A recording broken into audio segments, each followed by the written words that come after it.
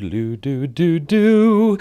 G'day, g'day. Welcome to Pints with Aquinas. It's been a while since I've done one of these. So, g'day. It's good to be here. I hope everything is sounding good and looking good. Welcome to everybody in the live stream. Great to have you. I have had a month off of the internet. Actually, 30, 31, 32 days. And I'm back for the first time, feeling lots of different things. So I thought I would come on here since I kind of shared that this is what would be happening and sort of share the journey with you and take some questions from y'all and, just kind of talk about what it was like. I think this is something that's, becoming more and more obvious. People are getting addicted to kind of technology and they're seeing its negative effects. The very fact that iPhone has a way for you to monitor how much screen time you had that week. Like, why would your iPhone be interested in having you spend less time on it? Well, it seems only because this is kind of entering into the kind of public consciousness. So this is something I think we can all learn from. I've said it before, I'm very blessed that that I can take a month off the internet. Had to work my butt off in July, but then of course I had my assistant and I had a marketing team who were publishing things. I had my sister actually was running my social media for the last 2 months. Thanks a lot, Emma. And so that's a blessing. So maybe you can, maybe you can't take a month off the internet, but I still think this will be helpful because you might be able to take a weekend off or a day off or something like that. And that'll be good. But it's really bloody good to be back. I have to say that. It's a mixture of I'm excited to hit the ground running, and then also kind of like some anxiety a little bit. Honestly, just I turned this phone on today. Check this out. I gave this away to my friend Joseph Palmer here in Steubenville. I hate it so much, just having to hold it. And I'm going to turn it off now. It arrived in my inbox, not my inbox, oh my gosh. It arrived in my mailbox. And Sorry, I missed that. Could you say it again, please? No, I'm not going to say it again, just go away. And so this I just turned this on this morning, and it exploded with a bazillion bings from people who probably didn't know I was taking the month off the internet. I haven't even gone through it. The idea of doing that is pretty nuts. So let me just kind of share a little bit about what it was like, and then I'll take some Q&A. So, it was like the 31st of August or July or 30th of July, whatever. I gave my phone away. You saw the last live stream that I did. Shut down my computer, and that was it. And that day I was speaking at an apologetics conference here at the Franciscan University of Steubenville. I was speaking at a big apologetics conference, which is why, by the way, I was able to get Trent Horn and Mary Healy and Andrew Swafford all in on the same day to then drip them out over the course of the month. That was really cool. I went to Franciscan to give a talk. And here's the first thing that happened to me, okay? I was walking up, I parked, and there's that lovely sort of entrance area at Franciscan, and it's got these gorgeous flowers, okay? Now, it might sound kind of cheesy or stereotypical, but I saw these flowers, and I thought they were absolutely gorgeous, right? They were just bright and beautiful. And I thought to myself, I should stand here and look at them. And then I thought, well, don't do that. That's kind of weird. And I shouldn't think that. It's sad I think that, but I did think that. Maybe you'd think that too. If you've got people walking around, you want to take a close-up look at these flowers and the bees buzzing around them, and there was a few butterflies. But then I thought to myself, the only reason these flowers are here, the only reason they have been planted here, not the only reason flowers exist, right? But the only reason they were planted here was so that you and I could enjoy them by looking and smelling them, like looking at them and smelling them. That's their only purpose as far as the people who planted them were concerned.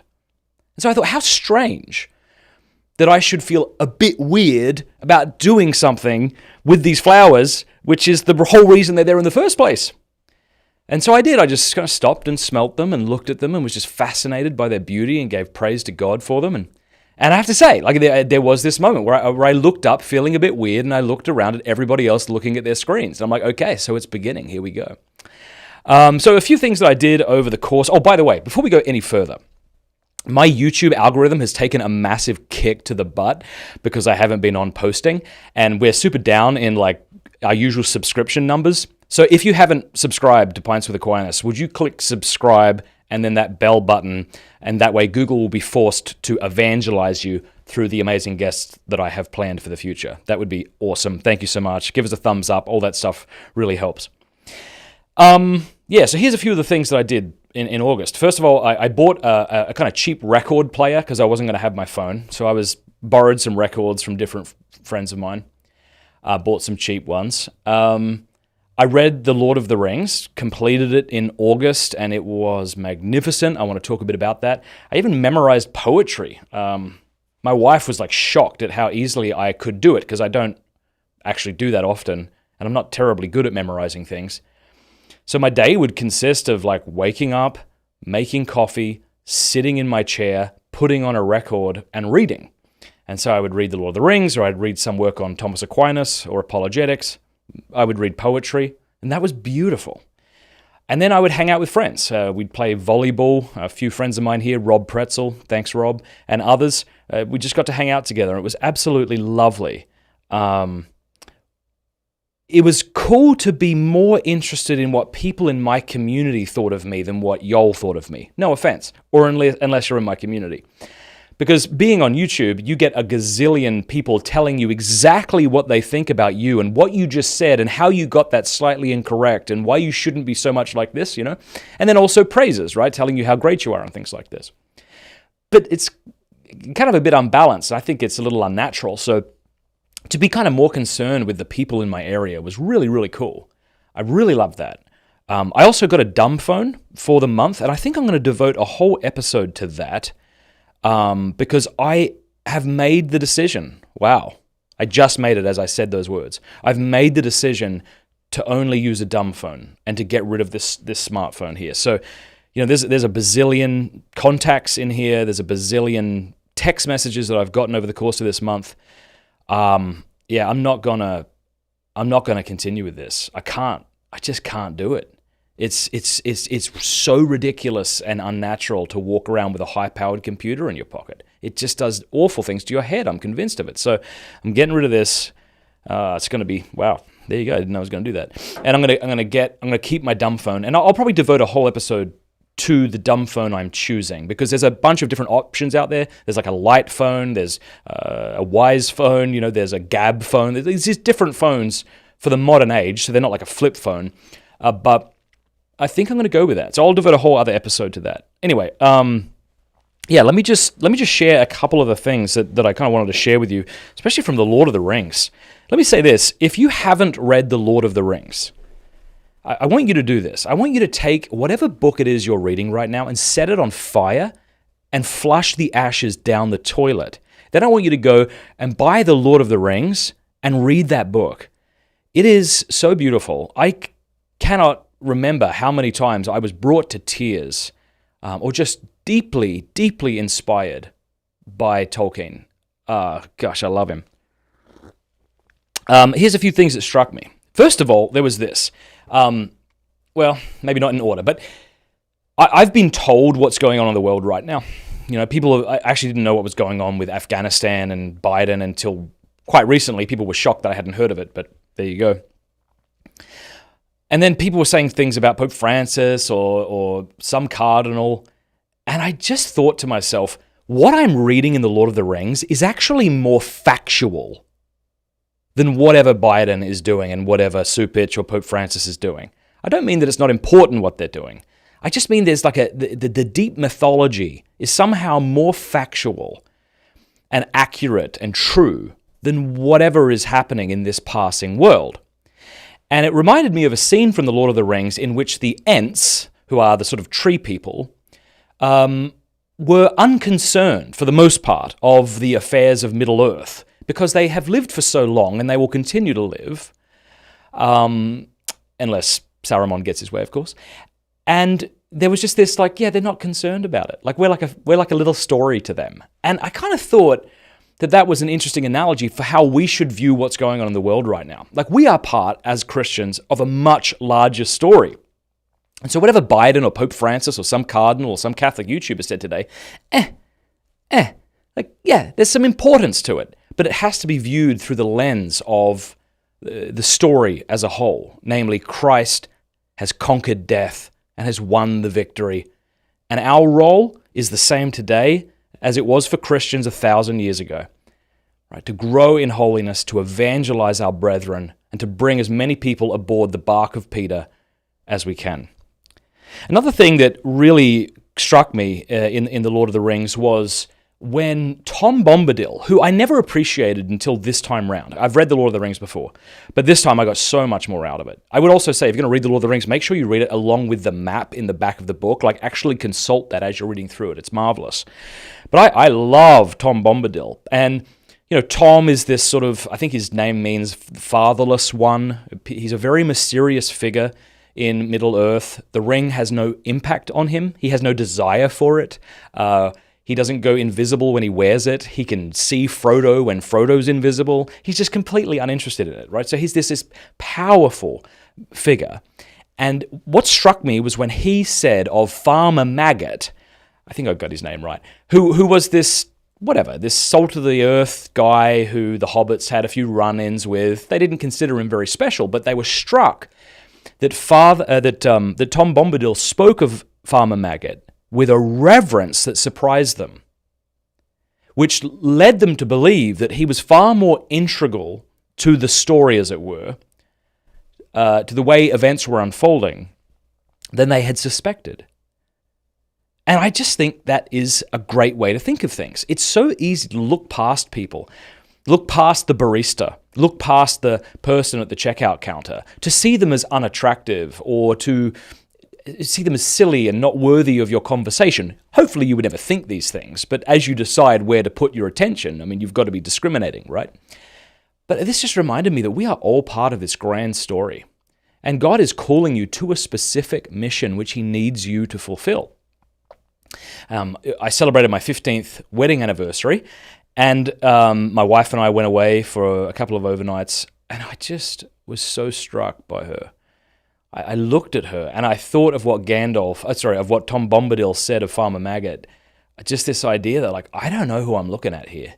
This woman who I've now lived with in marriage for 15 years, who I've drunk coffee with in places I've forgotten completely about and may never remember again. Here's this mystery who I get angry with, who I'm sullen with at times, who I'm not great to all the time, who I repent towards, who I want to love better. This person who I think I've figured out, I really don't, It actually brought me to tears, man. A lot of crying happened this month. Here's the final thing I'll point out about The Lord of the Rings that really struck me, and that's that Gandalf and others are saying things like, not even the wise can see how this will all end. And of course that's true. I don't want to spoil it for you, so if you haven't seen the movies, if you haven't read the book, maybe pause for the next 15 seconds. Here we go. When, Frodo isn't the one who destroys the ring, obviously. It's Gollum. And we have no idea how things are going to work out in the end. And so many people looked at the idea of sending the hobbits into Mordor as this is an absolute fool's errand.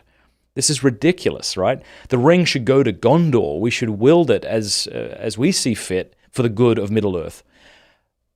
And things look so bleak so many times in The Lord of the Rings that you're like, this is hopeless. And I think you and I can fall into that despair when we look at the state of the church or our country, no matter where we live. I think there's kind of division everywhere, But I think that's important to keep in mind, that not even the wise can see how things end. And we have to continue to trust in the Lord even when it feels like hope might be lost. Because I do think that, and I've fallen prey to this as well, like just giving up on everything and just being like, yeah, it's all screwed, like America's burning, whatever. Now, there might be truth in that, but I also think being dismissive and hopeless is actually a kind of cowardly way out. Because if you just sort of throw your hands up and say, well, let the whole thing burn, you're choosing not to invest any physical energy, maybe, in helping people, but even the energy that your heart ought to be giving is sort of muted. So I don't think that's a good thing to do, and I think that the Lord of the Rings kind of helped me understand that a bit more. So, go read The Lord of the Rings. My goodness, it was beautiful. Okay, what else? I mean, there's so much to say, but I don't want to bore you, so maybe we'll just take some questions here. If you want to put your question in the live stream, feel free to do that, and I will take it if I see it. I also wanted to point out, as these questions are coming in, that we're still wanting to hire a full-time Catholic Jamie. We have someone in mind that, I'll just be honest with you, is about to start, but I don't have the funds yet. So part of the reason for that is even when people give on Patreon, like I got a lot of people giving $5 a month, $10 a month or something. But then every time the month comes around, a lot of credit cards expire, or people stop giving, which is totally fine. So it's, the more people who can give a small amount would really help, because I want to give and will give this person a good wage. I want him to be very happy. I want to be very happy. I need to rely on him, so I need to give him a full-time wage. But in order to afford that, I do need people to support us on Patreon. So if you want to go to patreon.com/MattFradd, you can see all the gifts I give you in return. Also, you can go at pintswithaquinas.com/give and give directly if you don't want to give through Patreon. That would help a real ton. And thank you so much to all those who are doing that. I appreciate it. Oh, man, beautiful. All right, let's see here. I'm going to go through some questions now. Emily says, did you also give up music? No, I didn't. I gave up my iPhone, and I plan on giving it up forever now. But I did have a record player, and I would play music. It's weird when you think, right, that music was intended to be listened to while sitting down. Like, even if you think of the old folk songs or the religious songs, like, you're supposed to be stationary, either while you're singing them or listening to them. The idea that it's like, I'm going to get in my car and do this, or I'm going to run around and do 100 different things. I'm not saying it's a bad thing. I'm just saying it was a strange experience to sit down and choose to listen to music as opposed to doing it on the go.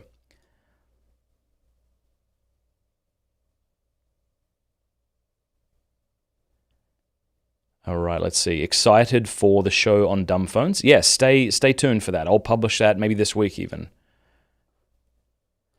Colin Carr, good to see you, mate. He says, what is the tech that you're most wary of now you're coming back to the internet? I think my phone, to be more broad about it. So I'm gonna keep my dumb phone.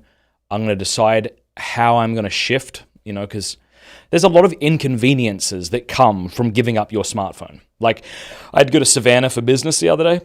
I had my dumb phone, missed my flight, and ended up in the airport for 7 hours. And you know that old saying, it's great to have no Wi-Fi when you're in the airport for 7 hours? It's not a true saying. All right, it's not a saying. But, I just had to sit around doing nothing. And it wasn't pleasant, I think we expect the same immediate gratification from quitting our phone as we do from our phone. Do you understand what I mean? So you may have heard me say some things, and you think, yeah, if I quit my iPhone, I'm gonna memorize poetry and read The Lord of the Rings, and I'm gonna feel fantastic. And it's like, no, it's gonna be really bloody difficult, and it will continue to be difficult in certain ways. It's weird. Like, I had to catch a taxi in Savannah because I don't have a phone to catch an Uber, right? All of this is to say, I think the phone is what I'm most wary of. I'm gonna give that up, I think, permanently. And I think the question is, what inconveniences are you willing to accept in order to live a more peaceful, more balanced life? Because it's definitely inconveniences, for sure. Like, ones that annoy you. But it's like, okay, well, what am I willing to give up? So that's what I'm most willing to give up. Most looking forward to give up, I should say. Let's see here. A dose of theosis, also known as Derek, says, are you anticipating the afterglow of the past month wearing off and how you will combat that? No, I'm not, because I don't actually feel a glow now. Like, it's not like I'm feeling elated with things.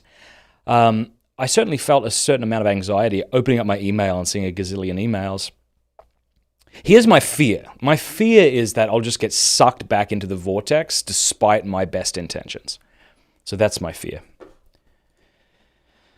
Ah, glory to Jesus Christ. Jean says, so good to see you back again, Matt. Glad you're back. I don't know if this is Jean Charbonnet or not. If it is, g'day. If it's not, g'day.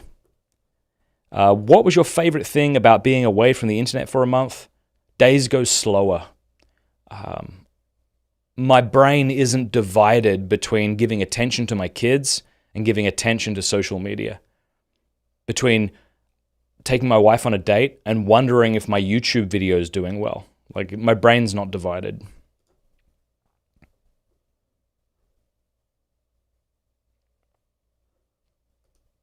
Andrew, g'day Andrew. What kind of music did you listen to? Beard is on point, by the way. Yeah, we'll see how long it lasts, but thank you.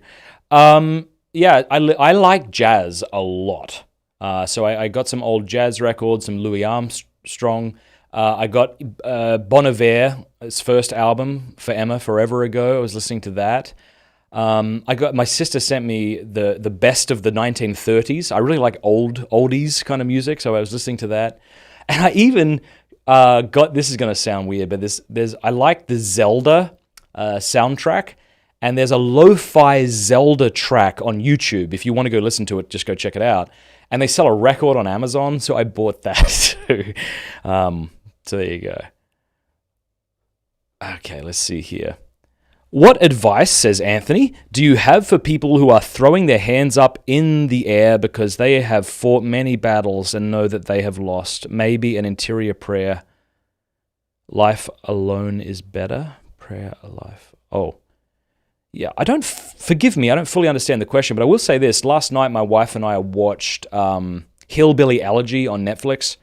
I'm embarrassed that I still use Netflix. I don't think it makes it better that it's my mother-in-law's account, but anyway, it is a gorgeous movie. It is a very intense movie. I was exhausted watching it, but that is a movie about not giving up hope even when you continue to fail. My God, it's glorious, and I would highly recommend checking it out. Certainly some troubling and, dare I say, triggering scenes. Nothing sexual, but that's a great one. You might want to check that out. Matt Fradd, how is your family in Australia? I pray for the people there. Hard situation. Yeah, I guess I'd just say it's nice to see Australians finally beginning to rise up against tyrannical COVID laws, in my estimation. Man.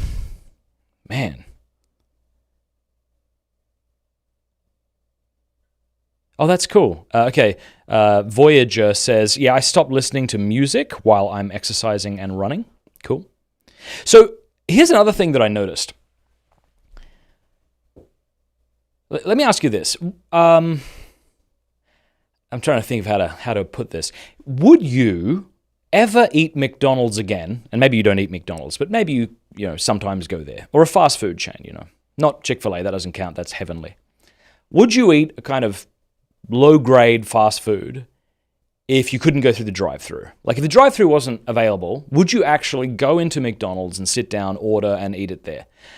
I think a lot of people, at least I would, say no. Like, I just wouldn't do that. Okay, why? Well, it's the convenience. I'm willing to eat bad food if it's convenient. Okay, here's the analogy. I didn't listen to podcasts, but I did allow myself to watch TV. If you listen to the interview I had with Dave Rubin, I was going to allow myself to watch movies, TV, and I never really did that because I don't love movies. Hillbilly Elegy was beautiful, but I don't really watch TV, so it wasn't really a thing. But I had no desire to watch a Ben Shapiro episode, say, or to have my wife play it in the background so I could listen to it. Or I'm not saying that Ben Shapiro is low quality. I think he's doing a lot of great stuff. I really do, actually. But my only point is, would you listen to the podcasts you currently listen to if you had to sit down to listen to them? I think most people would say no. Like, you might say, Pints with Aquinas, like, you're great, but, like, I'm not going to sit down and listen to it. I'm going to listen to it while I'm in the car. I'm going to listen to it while I'm shopping. I'm going to listen to it while I do the dishes. Or I'm going to listen to it while I exercise.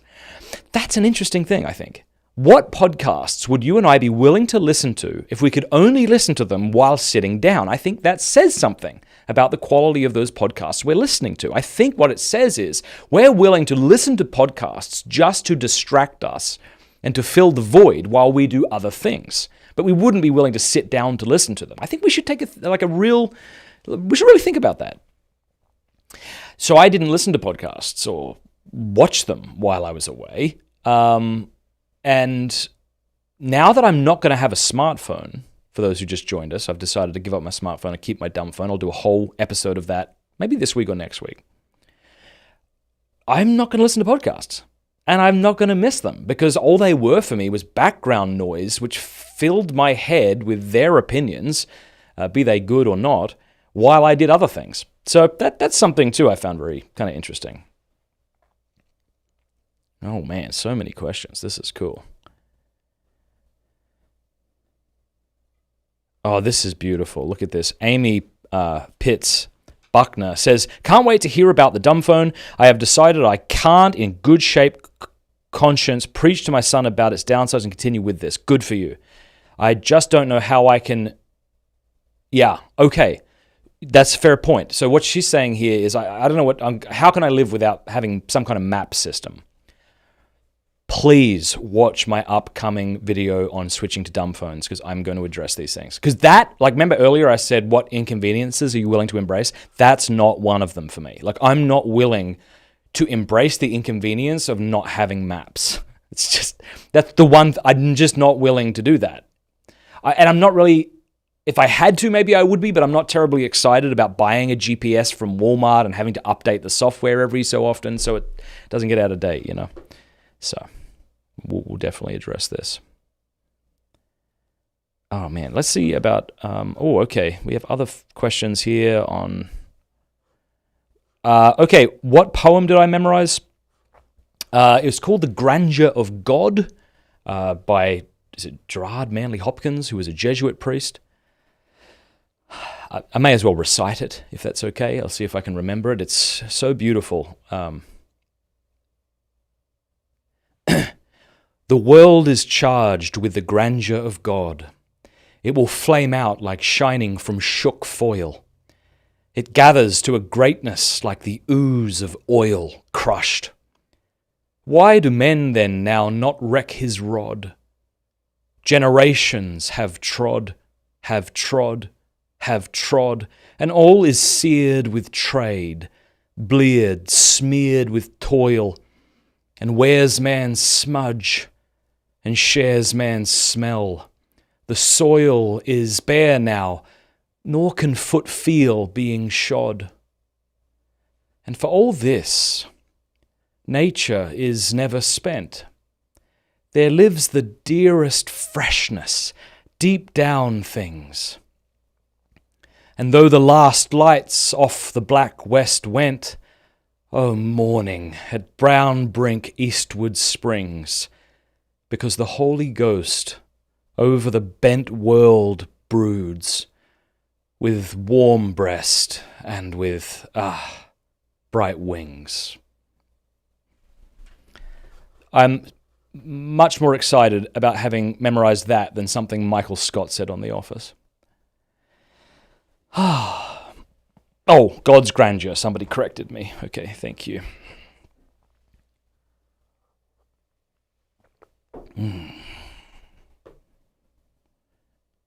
All right, this has been fun. I only ever watch Pints with the Christ while sitting on the sofa and paying full attention. Good job, John Williams. We're going to take some more questions here. I'm going to let them fill up. I want to let people know, especially if you're in the Ohio area, I'm going to be giving a talk this... Oh, what night is it? This Friday night at Steubenville. No, I don't think it's nighttime, actually. I think it's 3 p.m. at Steubenville.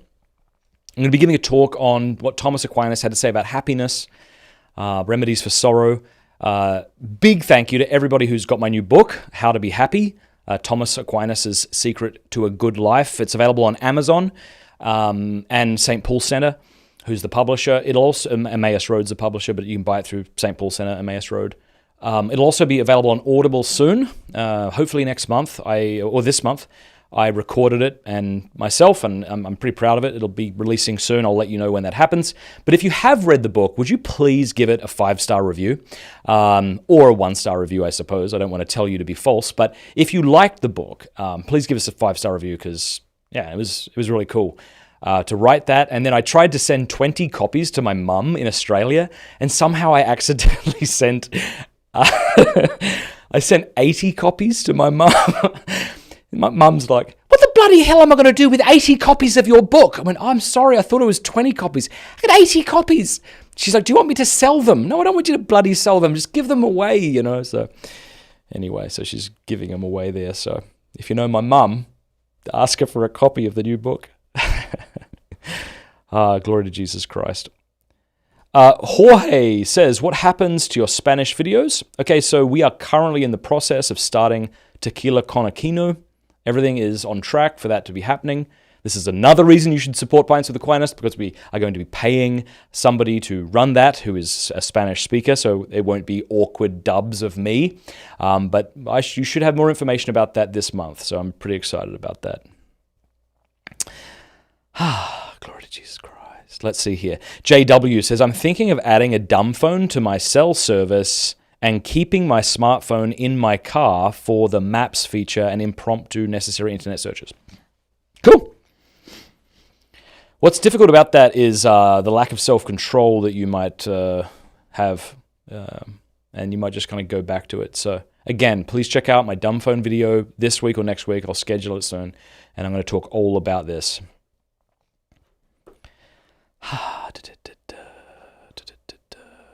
Okay, let's see.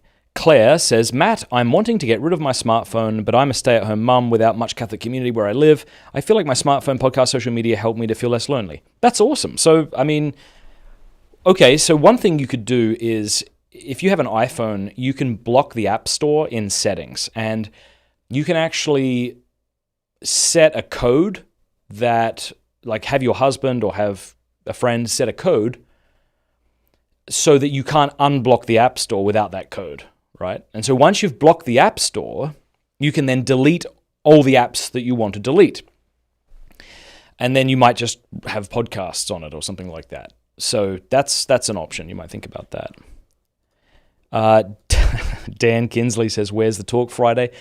You'd think I would know more, wouldn't you, about a talk that I'm giving? But I am just back on the internet. Let me just check if my assistant has put the details on my bloated inbox. 108 unread emails. That's not as bad as I was thinking. Okay, let's see. Calendar. Maybe she's put it in here. Ready, set, 3 p.m. Steubenville talk. Location. Oh, here we go. Gentile? What?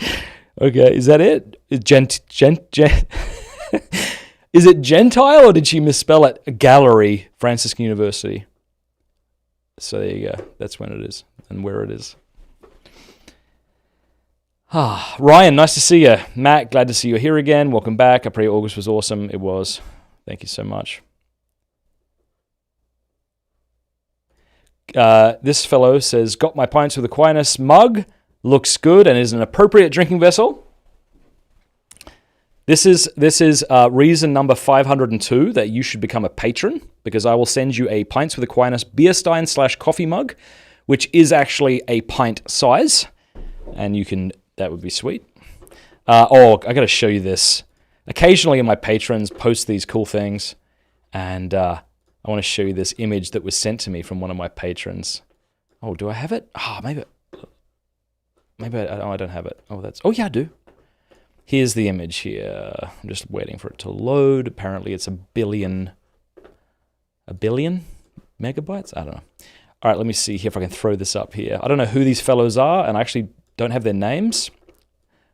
But how cool is that? Yes. 2 blokes having some nausea beer. Very cool stuff, man. So that's lovely. All right, let's see.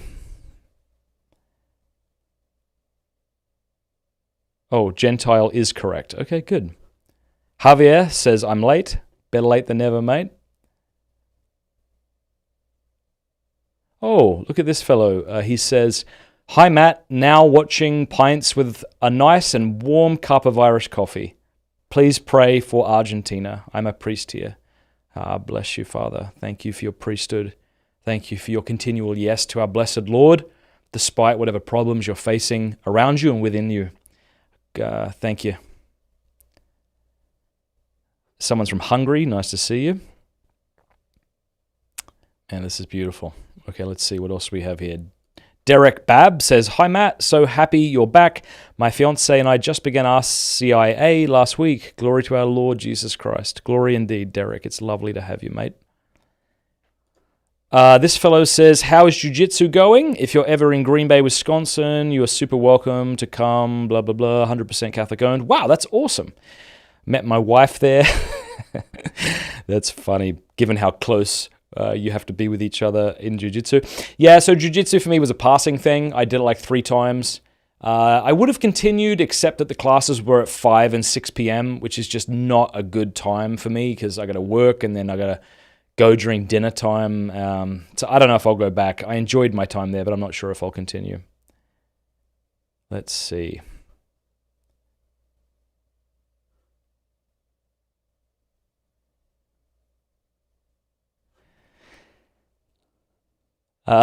This fellow or lady says, "I'm a 4-hour drive for me to Steubenville, but I'm off work all Friday." All right, I don't want to tell you what to do, but also I'll be signing books too after this speech or lecture, whatever it is, at 3 p.m. on Friday. I'm happy to stick around, chat with whoever wants to chat to. It'd be nice to meet people who want to come. Matt says, "Maximilian, can you do more of those debates? I love them." Yeah, we have a couple lined up. We have one on the Immaculate Conception coming up between a Catholic and an Orthodox. And I'm trying to schedule at least one a month. So there you go.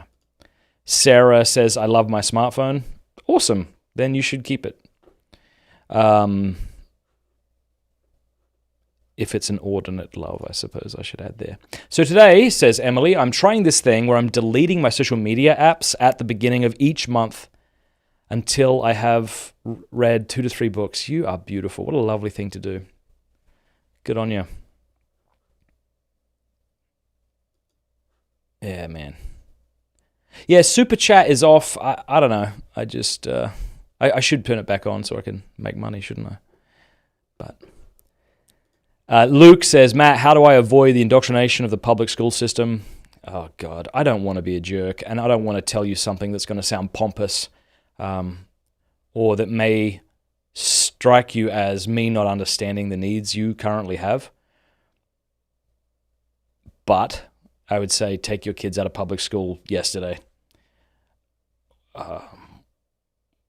That's difficult. Maybe there's a lot of things that you have to rearrange, but I wouldn't put your kids in public school.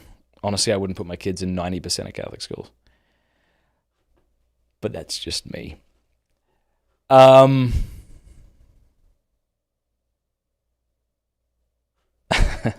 Plato versus Aristotle. I first read Aristotle when I was doing my undergrad in philosophy and loved him. Loved the Nicomachean Ethics. Really enjoyed physics. Physics. Plato, though, is someone you can pick up and read and understand immediately. And then, of course, on further reading, you'll understand that he's saying something much deeper than you first thought. But Aristotle can be very difficult at first. But if you're interested, there's a free ebook that I wrote. It's below in the description. It's the top link. It's called You Can Understand Thomas Aquinas. And in it, we describe Thomistic metaphysical terminology, which very often is synonymous with Aristotelian metaphysical terminology. So go check that out. It's a free book.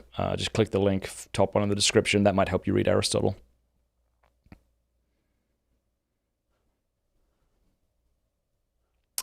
I'm just going to have awkward silences like this while I read through your comments. Is that okay? I mean, that or I could just go, but I'm just kind of enjoying this. This is a nice sort of slow getting back to the internet.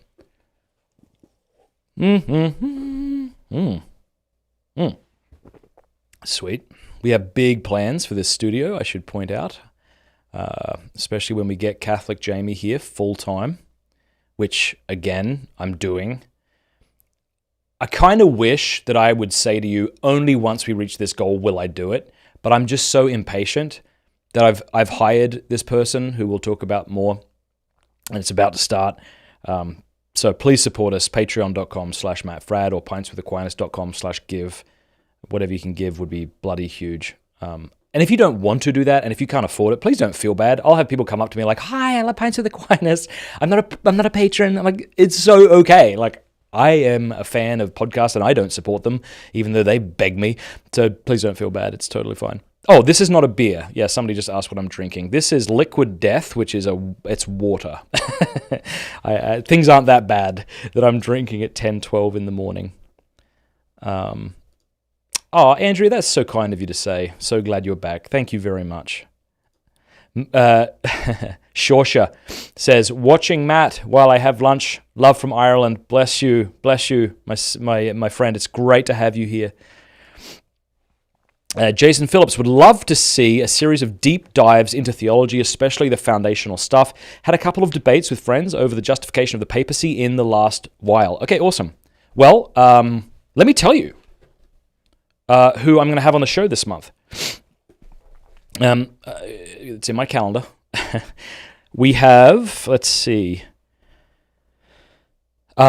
Sister Natalia, the Byzantine nun, who I've had on the show before. She's younger than me. Beautiful. Gosh, she's beautiful. That'll be next week. I'm interviewing the week after. All these are in studio, by the way. That's the other thing that's really cool. I'm flying people into Steubenville every week and putting them up at hotels because I would rather sit down and have a beer and chat with somebody than have a Skype interview. So that's the other thing that your patron... Am I heading the patron thing too hard? No, not even close. That's the other thing your patron money goes to support. Me paying their flights, me paying their hotels and things like that.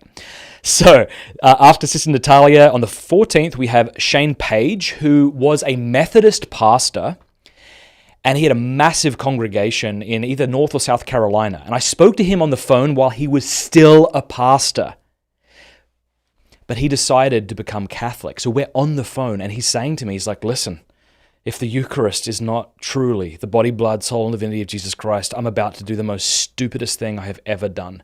Because he's got a family and he's not going to have health insurance. Well, he's quit.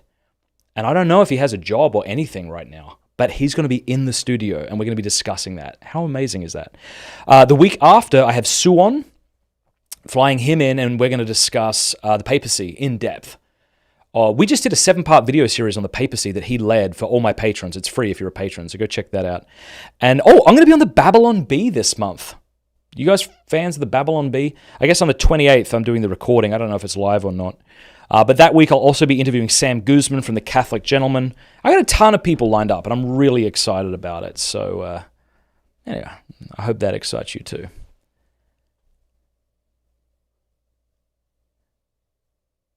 Let's see here. Pints with how Super Top Homie says, how do you practice chastity when it actually becomes an active choice rather than circumstance? Well, I mean, chastity should always be an active choice. I mean, I'm married. My wife has been sick for quite a while. I won't get into the details, but abstinence is required in marriage in certain circumstances. But of course, chastity is that virtue which enables us to love rightly, love patiently, Abstinence is a negative word. It just means what you're not doing. Chastity, you might say, means what you are doing. And so whether you're not married or you're a priest or you are married, chastity is required. Like whether you're single, chastity is required. So it's hard, man. Like it's bloody difficult. And I'm not sure if maybe in our zeal to promote chastity, certain people, including myself, may have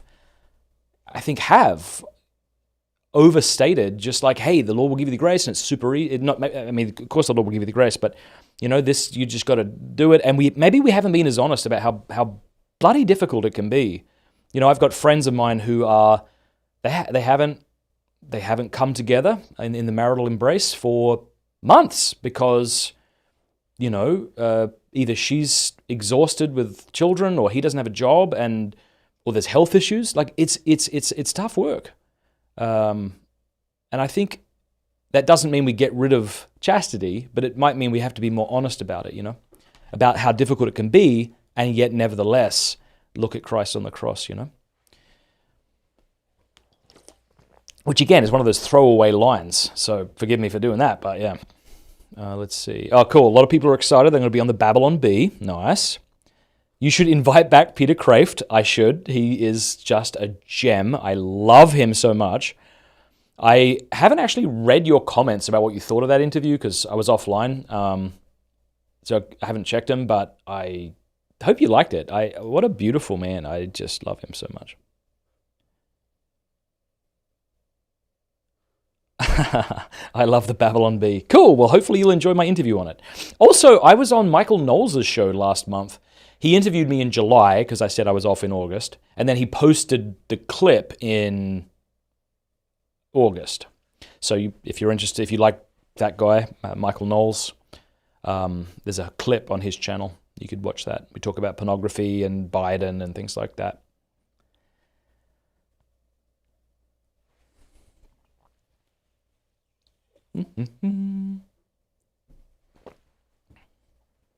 Let's see here.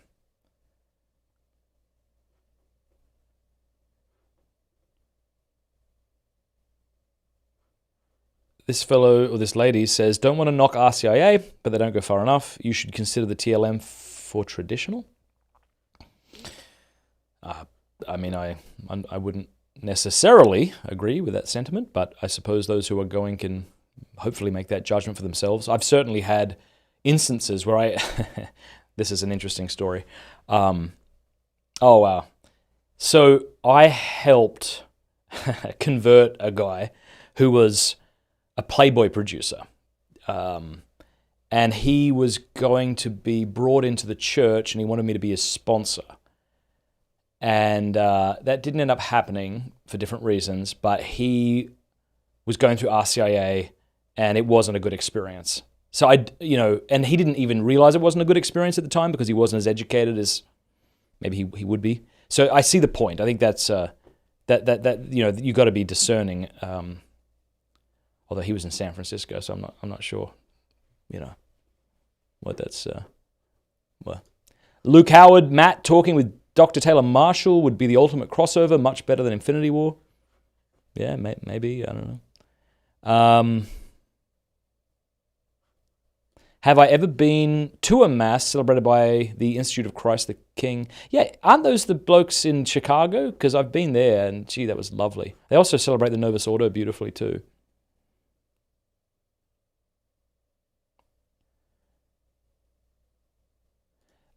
Did you hear about Mass of the Ages, Matt? It came out a few weeks ago about the TLM. I actually think I'm in that, aren't I? Or maybe I'm not in it, but I think he interviewed me for it. But okay, cool. I didn't know it was out, and I'm sure it's lovely. Gee, what a time to release it, huh?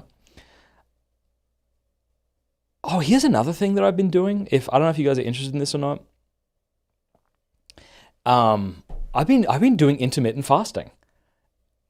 And I have no self-control. So if you're like, oh gosh, another one of these people, that's not me. I'm hopeless. But I've actually been doing it. I've actually been really liking it.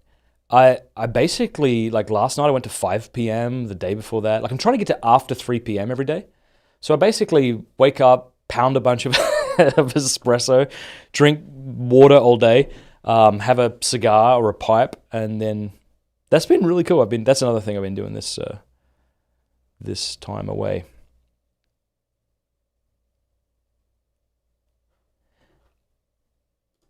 Matt, what do you think is a bigger problem than the left's gender ideology on abortion? Oh, crikey.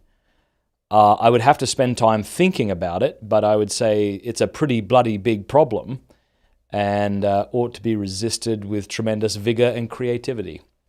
How's that? Oh, I'm so glad that Sarah says, would you consider doing another show with Rachel Kilachy? She's beautiful, isn't she? I'm so glad you enjoyed that. Yeah, sure, I'm open to having her on. Intermittent fasting is amazing. I do it almost every day. Can I be honest? The reason I do it is because I'm not exercising right now. Like I'm going for walks and stuff, but like I'm not I'm not doing much. So that's kind of the reason. Maybe I'll do that. Can I just say too, I love living in Steubenville. This is an interesting podcast, isn't it? I'm just like chatting with you about whatever I want to chat about. But I was in Savannah last week. By the way, it's really funny when you're an Australian and you don't know how to pronounce things properly. Because I'm like, should I be saying Savannah? Savannah feels American. But then I look at it, I'm like, I guess I'd say Savannah. Anyway, so I was in Savannah, and Savannah's beautiful, right? It's a beautiful town by the ocean, lovely little walkable downtown, lots of history, great little jazz club that my friend and I went to. And while I was there, I thought, I can't wait to get back to Steubenville. Now, let me just put that into perspective, right? Steubenville is a town in Ohio that is very rundown. We had a $500,000 meth bust on the street, one street over from where my street is. It's not funny. I'm not laughing. There's definitely prostitutes occasionally. There's definitely potholes. There's definitely broken down buildings. I love it so much. I love it. So many beautiful people. We had someone come in to do some construction on our house the other day, right? And he's a big burly bloke doing construction. And he's like, oh, are you coming to Macbeth in the park, Shakespeare in the Park tonight? Because he was in it. I just love that my maintenance guy is also acting in this voluntary Shakespeare in the Park, and so the whole Catholic community shows up and others show up, and they did Macbeth. And I've never watched Macbeth, I've never read Macbeth, and I really enjoyed it. My kids went like 3 times in a row. There's just so many beautiful people here. Also, there's a house on my street right now for $85,000, and it's 5 bedrooms. That's the other thing that's awesome about living in a rundown town. Kind of tempted to see if we can take out a loan and maybe rent it to some good Catholic family, but I just love living here. That's it. You can ask me how I feel in January when the snow is falling and it's freezing and all that, but I just love it. I've been going to midday mass at the university with my kids and seeing all the college students. They're just so beautiful. I just love it so much. Dan Kinsley, mate, I don't know if I've met you yet. I don't think I have, but I know you said you were moving to Steubenville, so I'll try to make it to Holy Mass today at 12. So if you're there, maybe come and say good day. All right, let's see here. Matt, hi, Matt. Do you know that in Australia right now, heaps of people are being forced to get that jab in order to keep their jobs? Bishops have said nothing about this. I'm still thinking this through, all right? Can I share this with you? I think the lockdown measures in Australia are nuts, and I'm really glad to see Australians pushing back. There is a monopoly on the news, it seems to me, in Australia in a way that there isn't here.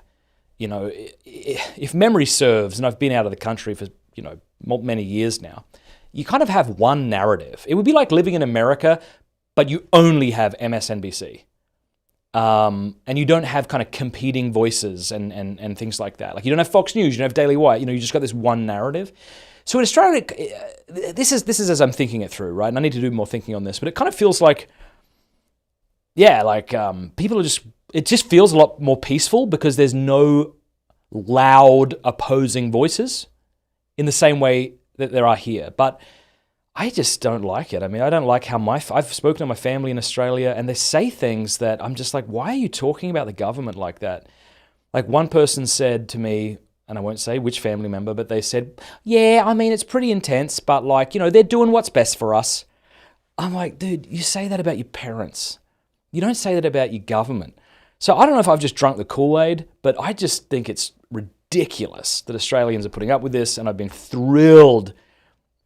I'm not sure how much I can say before I get banned, but I've been thrilled to see people, shall we just say, pushing back in Australia, because it's nuts.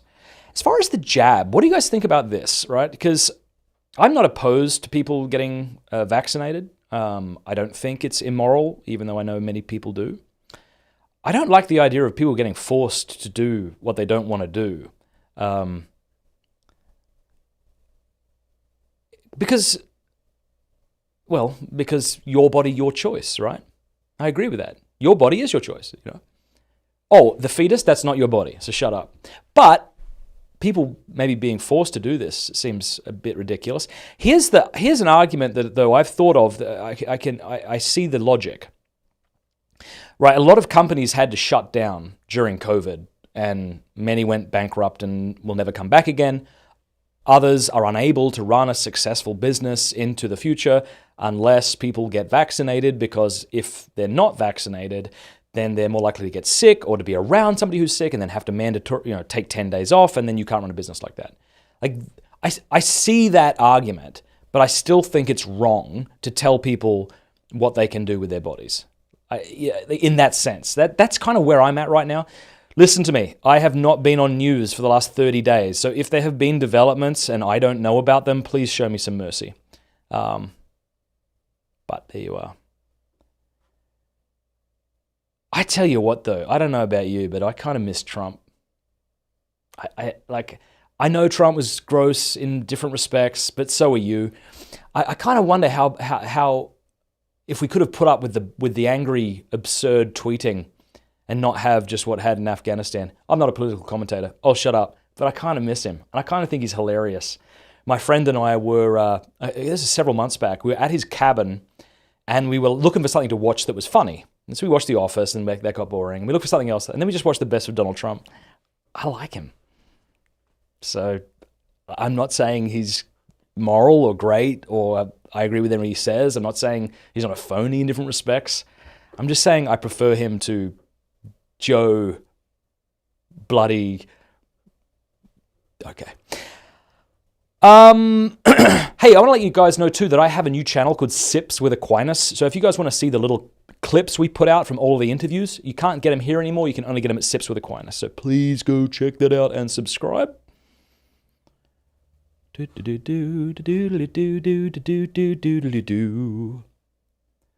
do I think about Christendom College? I think good things.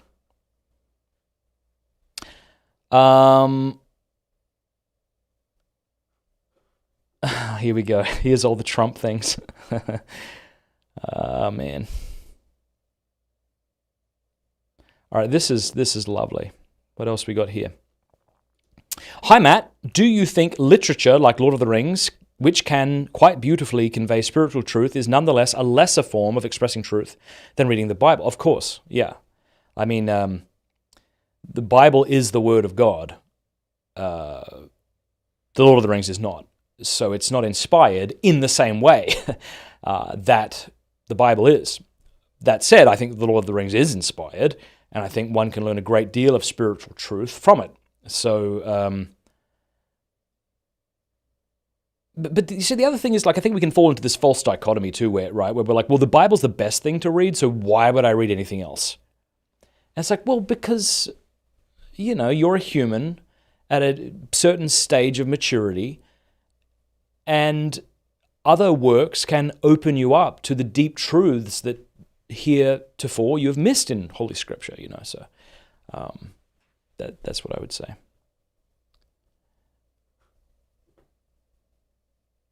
Let's see, Andrew says, I listened to someone talking about the vaccine debate, and she was saying that the opinions on it seem to be based on what you're more afraid of. Yeah, I'm sorry. I'm just not going to wear a mask again because I'm not sick. And if I am sick, I'm going to stay inside. It's just what I'm doing. I'm also going to find priests who will never again deny me the sacraments. You should find a priest like that. So, there you go.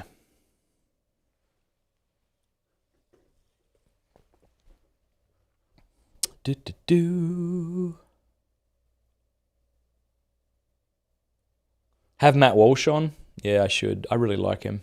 Did you see his talk to the school board? He did that. Go check it out. Check out Matt Walsh School Board. I thought it was excellent. Man, there are so many of you right now. Oh my gosh. Kelly, I'm so sorry. My husband might lose his job for 27 years because of the mandatory jab. We are in a very hard place. I'm so sorry, Kelly.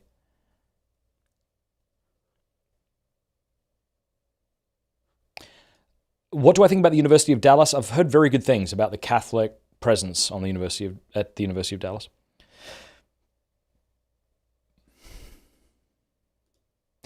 When or will sibling horror be making a return? So if you're not familiar, my sister and I write short supernatural suspense stories called Sibling Horror. We pay an American to read them. It's a podcast. You can also buy the book on Amazon. About 1% of my audience is interested in it. But I am writing another story right now. And maybe it'll be in time for Halloween. We'll see.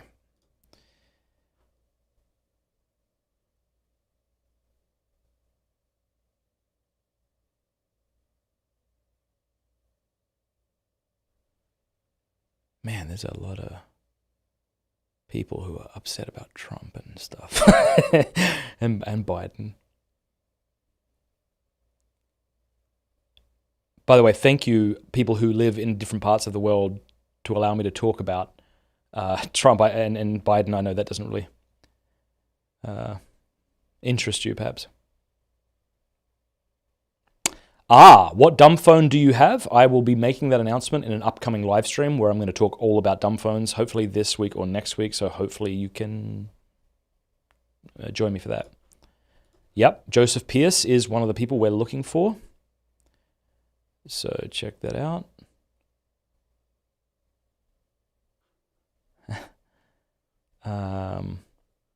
Andrew, did you develop any new hobbies when you were away? Any that you were able to delve into more?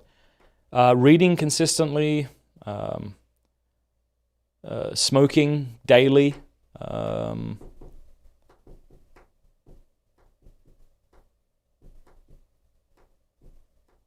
going to Holy Mass. Like, I'm pretty much going to Holy Mass almost every day. Yeah, man. Okay, let's see. Alex, I'm about to move across the country for my first full-time job. Do you have any advice to... Okay, so can I just like wax on this? Maybe eloquently, maybe not. Okay, I wish that I did this. This is what Matt Fradd wishes he did when it comes to where we moved.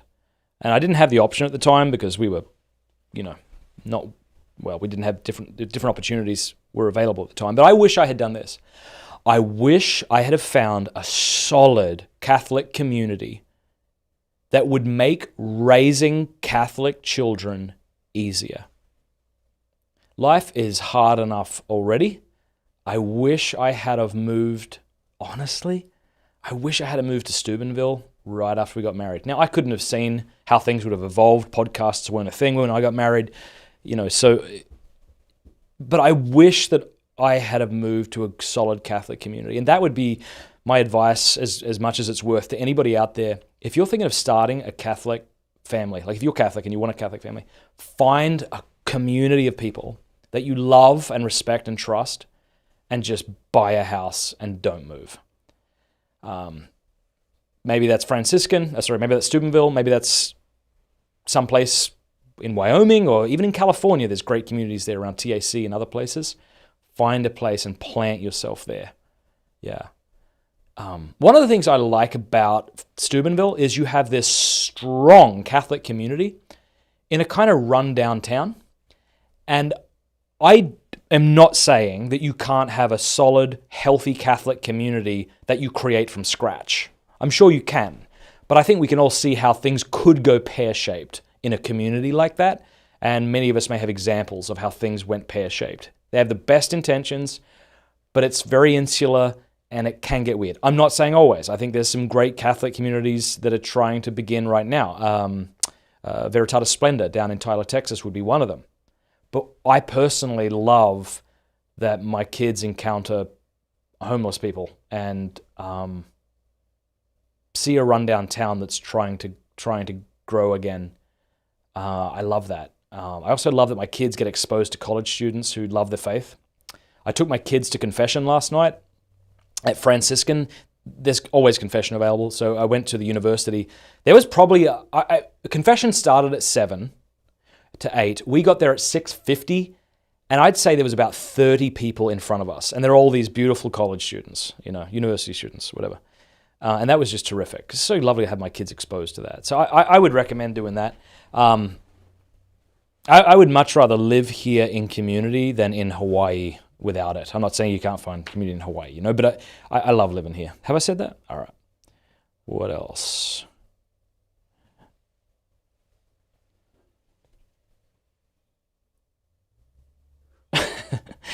Matt, why are you drinking a drink called Liquid Death? Is that really from God? Well, I think the water and the can would not exist without God, nor would the marketing, whatever you think about it. I think it's referring to killing your thirst. It's my favorite soda water, actually. Carly, g'day. I haven't seen you around before, so it's lovely to see you here. if your ministry wasn't online based, would you cut the internet out of your life like you have for the past month? Yeah, I think I would. I've actually been struggling this month with two competing thoughts. One is maybe I should just quit my job. Maybe I should quit Pints with Aquinas. And then another part of me says, no, you should be more grateful for what the Lord has given you, and you should take responsibility for the modest platform that you've been given and not whine about wanting to be offline. I'm so afraid of becoming a Catholic hack. Maybe I am one. And saying, well, but Matt, like your podcast has really helped people. Yeah, but everyone's podcast has helped somebody. You know, like if you have more than 10 listeners to your podcast, you've probably had one of them reach out to you and say, this really helped me. But I don't know if that's a good reason to go on forever. Like, how long is Pints with Aquinas supposed to go on? Is it the next 10 years, 20, 50, until I'm like 82? I don't know. So I was just like praying, like, Lord, what do you want? How do I be obedient to your will? And how do I know that I'm even open to doing your will, you know? But I was actually in Savannah and I was with Seamus Coughlin, who runs Freedom Tunes. Great YouTube channel if you haven't checked it out, Freedom Tunes. And he was so great because he was experiencing something similar. And he said to me, you know, we need to pray to be grateful, because if somebody handed us this apostolate, whether that be Pints with Aquinas or Freedom Tunes, as it is today, and went, hey, I want you to run it from now on and have all the benefits of it. If we showed the same gratitude towards them as we are currently to like God and the hard work we've put into it, they'd be really offended. So I'm grateful to Almighty God for this blessing. And I pray it's a blessing, and I pray I'm not a Catholic hack. And if I am, I pray that I'll repent. Who knows they're a hack, you know? That's the thing. How do you know? After I get off the smartphone for a while, one thing I'd like to do is go off email. I just want to gradually detach myself. That's very nice of everybody saying don't quit. Yes. Thank you very much. Hey, I want to show you guys something.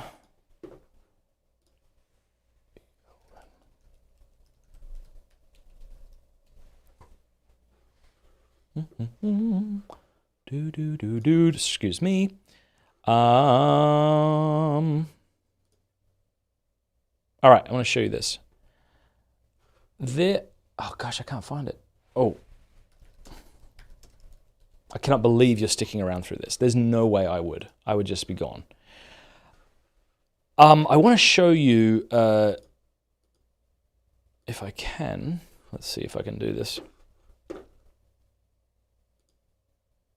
Oh. I want to show you Ethos Logos Investments. I advertised with these guys before. They're going to come back on this month. I guess never really thought of investing, but you might want to check it out. Ethos Logos Investments. I'll put a link in the description below. Especially chatting with people here in Steubenville who are talking about how important it is that we support places that are supporting the common good, that aren't kind of contributing to sex trafficking or pornography or environmental depletion, unnecessary environmental depletion or things like that. You might consider going to Ethos Logos Investments. It's elinvestments.net, elinvestments.net.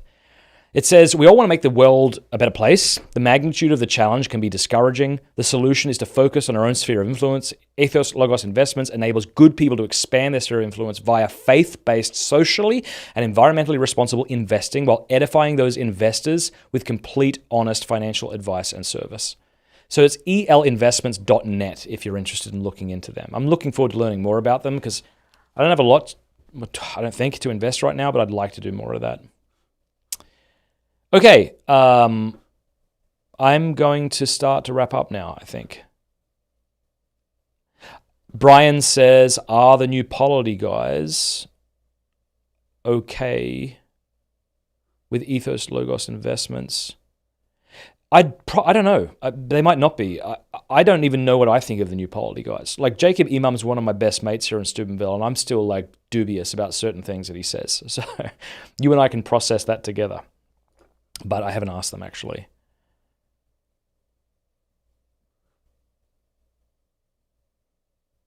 Guys, this has been a pleasure. Thank you for being here. Thank you for your support. Thank you for watching me and this.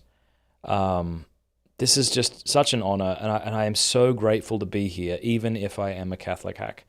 I am so glad to do this work. I'm so glad to introduce you to some beautiful guests that I'll be flying in over the course of the next month or two and beyond. I'm so excited to hire Catholic Jamie, who you'll learn more about soon. I really do ask, though, if you love Pints with Aquinas and you want to see to it that I can afford to pay a full-time video guy, an assistant, if we want to start a tequila conakino, if I'm to pay debaters, which I do, right? Even when they're online, I pay them. If I can keep affording to fly people out and put them up in hotel rooms, and not to mention make a salary for myself and live in Steubenville and send my kids to college and things like that, please support us. Patreon.com/MattFradd, Patreon.com/MattFradd, or go give at pintswithaquinas.com/give. When you do, we give you free things in return, like books and beer steins and stickers, and you get access to online courses that we're continually cranking out, and I do pray it's a blessing to you. If you don't want to, no worries, but if you could, do it. Honestly, I think the main hassle for people isn't the giving, it's the pulling out their credit card thing. I think most people are like, sure, I'd buy you a coffee every month, I'd give you $10 a month, that's fine, or 2 coffees, But I gotta pull out my credit card. Like, I know it's a pain. So if you do it, I just want you to know I'm super grateful. Because I'm pumped just about making this channel the best it can be. And look, I got a middle camera. Like, here's one expense. I got a middle camera here that keeps blacking out, and I got to buy a brand new camera, and that's over $2,000. No worries. So thank you to all of my patrons who are watching, because you are what keeps this show going. You're what will be paying for this camera, and the different equipment that we're going to have setting up. So thank you. Oh my gosh. I'm sorry. I just saw a comment that I just need to call out. So rotten of you to say, this is why I don't miss the internet, is because of people like Nancy. So rotten of you to say that you are not having sex with your wife right now. First of all, I don't think I said that explicitly. I think I said that sometimes in marriage, abstinence is called for. When your spouse is sick. This is something my wife speaks openly about on her podcast.